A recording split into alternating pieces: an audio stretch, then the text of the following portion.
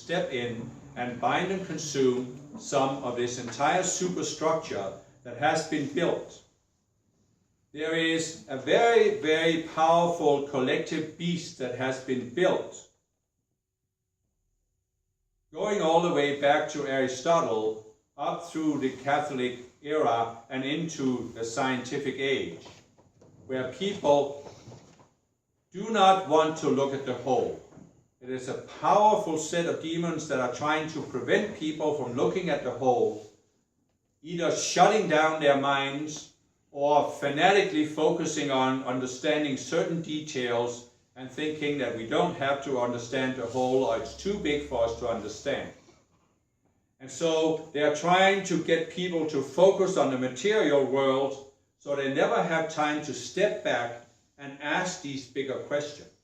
Ask these questions of why are we doing this? Why are we continuing to do this even though we see that it is not working? They are trying to prevent people from actually coming to this recognition where they say, now we have been doing this for some time. Let us just step back and see what are the actual consequences. What is actually happening as a result of this approach to science and reality? Have we really gotten closer to understanding the universe by looking at the details? And if you are honest, you will recognize that since the advent of quantum physics, there has not been decisive progress in the field of science. And this should show you that science is focused in the wrong direction. But you can also step back and say, have we actually achieved anything in terms of promoting welfare and happiness by all of our focus on details and technology and the material world? Have we made people happier by seeking a material explanation for everything? And it is not difficult to see that we have not. And so, could there then be something missing in our approach? You see, my beloved, I am not here talking about saying that science is completely wrong for focusing on detail. I'm simply saying that focusing on details is the omega aspect of doing science, and focusing on greater structures, focusing on the whole, focusing on patterns, that is the alpha aspect of doing science.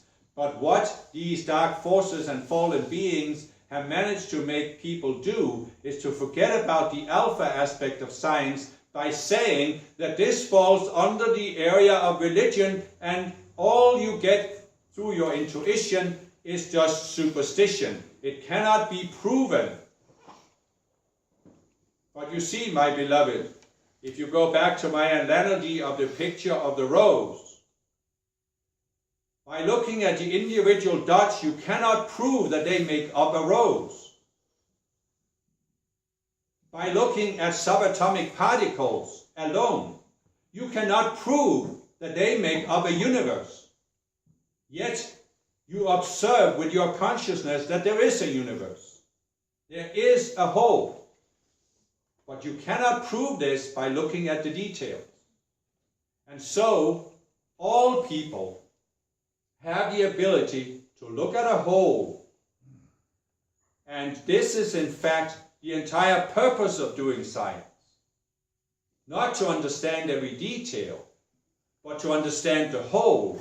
But you cannot understand the whole by looking only at the details. You must step back. You must use the intuitive abilities to look at patterns, to put them together, and to see the whole. Now, of course, the ability to look at the whole can also be manipulated by the fallen beings, and that is what they attempt to do by creating these ideologies. What is the purpose of most of the ideologies you have seen in this world? They all claim that the purpose is to bring forth some ultimate truth about how the universe works. This is completely propaganda. This has nothing to do with reality. The purpose of the fallen beings is to actually present a false theory, a false whole, and say, this is how the universe should work. This is how the universe works. and then get people to focus on the idea instead of using their ability to look at how do things actually work. Does the economy work like the capitalists say or like the communists say? Or does the economy work in an entirely different way? Well, it's the same with everything, my beloved. What needs to truly happen in society, and what is close to actually beginning to happen, is that more and more people need to step forward and question and say, why have we taken the approach that we first create a theory of how we think the world works, and then we attempt to prove or disprove the theory? This might have been useful at the time where we had more primitive scientific tools than we have today. But today we can actually make a leap where we shift into not focusing on the theory, but we focus on observation of how things actually work. But we do not observe only the details, we also look at the whole, at the connections, at the bigger picture.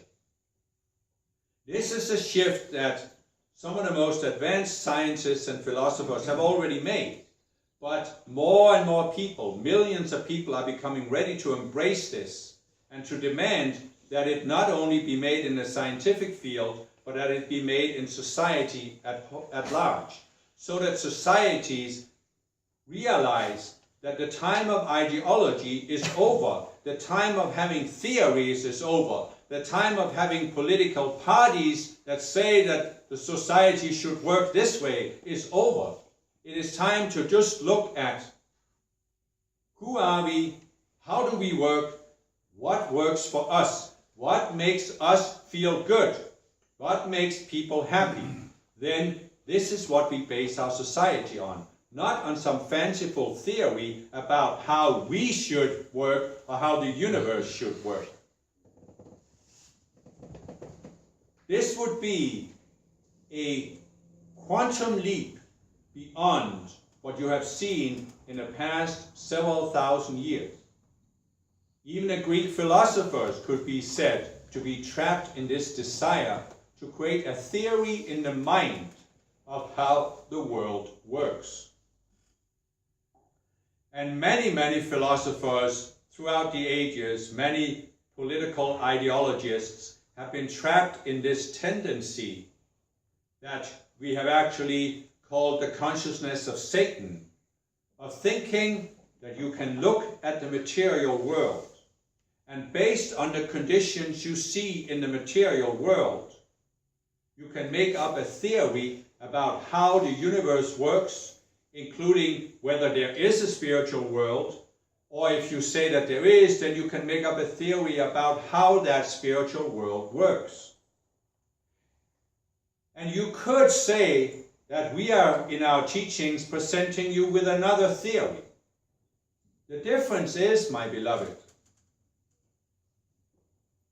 that we are giving you a theory that we do not claim to be an absolute truth, but we are giving it for the purpose of raising your awareness, because we are making you aware that at the current level of awareness collectively, it is not possible to understand how the spiritual world works, because you are still trapped in a linear consciousness, and the spiritual world is not linear, and therefore you cannot understand it with a spiritual awareness. So we are trying to give you an understanding that can help you free yourself from this entire consciousness of Satan that thinks that you can take current conditions in the material world and use them to explain how the universe works.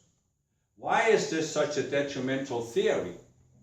Well, in terms of the Golden Age, what is the goal of Saint Germain? It is to manifest a Golden Age where the material conditions, the material affluence is so much higher than what you have today. So, how can you ever manifest that age? By looking at current conditions and thinking that these conditions can explain how the universe works. You need to come to the recognition that current conditions were not created by God and are not defined by the laws of nature. They are not inevitable. They are not insurmountable. They are created through the collective consciousness. And by raising the collective consciousness, you can change many of the material conditions that today you think cannot be changed.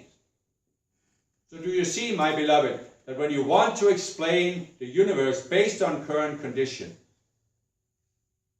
you shut your mind to the vision that could take you and the earth beyond current conditions and help you create a better age. If, my beloved, you have been completely focused that the only way to produce any kind of mechanical work was to use an animal that is dragging an ox cart or walking around in one of these devices where it turns a wheel that pumps water, how would you have created the modern age? So it only happened because there was a leap in consciousness, where some people were willing to look beyond current conditions and say, something better is possible. It is possible to go beyond these conditions and create a different society. My beloved, how was it possible for people to invent the airplane? You take an airplane, you look at all of the components of the airplane. All of them are heavier than air. None of them can fly on their own. But when you put them all together and look at the whole, you see that there are certain conditions that actually allows an airplane that weighs several tons to fly into the air. This is holistic thinking, not detail. And so again, somebody made the leap and said, it must be possible to fly even with a device that is heavier than air. And there are so many of these limitations that have been programmed into people's minds. And they are preventing the manifestation of the golden age for the simple reason that people cannot even accept that it is possible. And if you cannot accept that something is possible, if a critical mass of people cannot accept this, then by the law of free will, by the law of plausible deniability, Saint Germain cannot bring forth these ideas. He cannot release them. He cannot bring forth the technology that will take society to a higher level. And so, the reality is, my beloved, that when you start looking at what does it take for people to feel good about themselves, then you end up investigating the role of consciousness and the potential of consciousness. And when people start honestly looking at the potential of consciousness, you will sooner or later end up with a realization that this potential is far greater than anyone has seen before. And you will come to the conclusion that it is possible to raise a person's consciousness to a distinctly higher level than what most people have today. And you will even scientifically discover that there is a systematic process whereby people can raise their consciousness to higher and higher levels. And that will then open up for the fact that you can now begin to realize that what really makes you feel good in the long run is that you work on actualizing yourself and manifesting a higher state of consciousness. However, in the short run, what makes you feel good is a very simple thing, that you are not manipulated by any force outside yourself. There are, of course, inside forces, namely your own ego. But the first level of realization that needs to come is that society begins to realize that for people to feel good about themselves, and I'm not talking here about just an emotional feeling, but also a mental and identity level feeling at peace with who you are and your life, this will require that people are not exploited by any external force.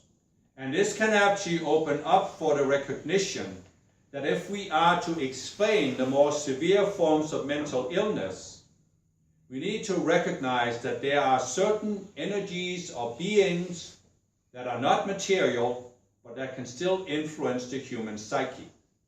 In the beginning, it will be difficult for scientists to put words on this, but they can actually gradually develop a universal language where they can explain that there are certain forces that are not in the material realm, but they can influence human psychology, manipulate people in various ways. And this will first be discovered by looking at mental illness and the more severe cases of mental illness that are all caused by the person being open to these forces. And so, once society begins to recognize this and begins to recognize that if we are to overcome mental illness and actually overcome the epidemic of mental illness, then we need to start looking at this and finding ways to help people overcome this and protect themselves from it. This is, again, it may seem like a far-flung development, but it is actually quite realistic, quite within the range of what can happen in a matter of a few decades. Of course, many people around the world have already started recognizing this, many psychologists, many healthcare professionals. And we are again asking you to make the calls that they will be cut free, that they will be emboldened to step forward and say that we need a new approach to mental illness because our present approach is not helping people. And again, what is the goal? Find out what works, find out what helps people, find out what makes them feel better about themselves and their lives. This is the ultimate responsibility of a democratic society and a democratic form of government. And it is the ultimate responsibility of the people in democratic nations to hold their governments accountable, because who else will do it? You cannot expect that the government itself will hold itself accountable. This is the job of the people, whether you have representative democracy or direct democracy. And so, my beloved, I'm quite aware that time is moving on, and your bodies and your chakras are reaching a certain maximum capacity of what you can handle in one setting. And so, I thank you again, as we have all done, for being willing to be here and be the open doors for multiplying our releases, that we may send an even more powerful impulse into the collective consciousness. Truly, I do not think that with your outer minds, you fully recognize the significance of what you are doing when you come together at a conference. It is naturally very significant when you sit individually or in small groups and give the invocations and study the teachings. But when you come together in a group, the bigger the group, the bigger the multiplication factor, and the more powerful of an impulse we can release through you. So, as always, you have actually done a far greater work than you are aware of with your conscious minds. And it is not that you need to consciously understand everything you're doing and all of the ramifications and see how it is all working out there. But nevertheless, we still want you to understand something very, very simple. We understand fully that when you are in physical embodiment, you are always dealing with an immediate situation. You may have your psychology you are dealing with. You may have issues with your physical body. You may have issues with your family situation, with your work situation, your financial situation. You have all of these worries and concerns. But why are you Ascended Master students? You are because you have been able to stop identifying yourself fully with your material situation. So you could realize there is more to life, and you want more, and therefore you have found our teachings and you have decided to apply them. And so what we want you to understand is that even though you're sitting here, maybe feeling a bit tired, the consequences of what you are doing are very, very significant. And we want to give you this impetus that even walking the spiritual path, raising your consciousness, has significance that goes beyond your own life. And this gives you a different perspective on the path. It gives you a different perspective on your daily lives, where you can sort of depersonalize your daily lives, not be so identified with it, not be so caught up in it. And I tell you, my beloved, that when it comes to the spiritual path, we have all talked about resolving certain psychological issues. But there is also a certain element of making spiritual progress that requires you to make a decision. You cannot make this decision when you're not ready for it. But when you have given invocations for a certain issue, when you have increased your understanding, there can come a point where you simply need to decide that you are no longer putting your attention on this issue. And in this case, it can be a great help to actually say to yourself, but I'm not in physical embodiment just to live a material life. I am here to help raise the consciousness of the planet. And so this particular issue in my personal life, I will not allow it to stand in the way of my spiritual progress and my helping the Ascended Masters. And therefore, I will simply take my attention away from it and focus on other things. And in making this shift, this can often be the very last step in overcoming a certain issue. Because there will always be an element of ego, a certain internal spirit, a certain element of the outer self that will want to keep you continually trapped in seeing yourself as defined by a certain issue.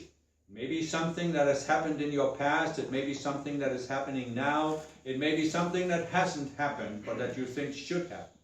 So you create a self that is defined by this issue. And you may give your decrees and invocations and resolve the energy that feeds the self. You may come to a greater understanding of the mechanism, but you still haven't decided to step back, look at this self and say, now I see that there is a whole self created here that is tying me into this issue. And I no longer want it, I no longer need it, and I am simply refusing to give it my attention and my energy. And then you can very quickly come to the point where it simply fades away and it no more has any pull on you.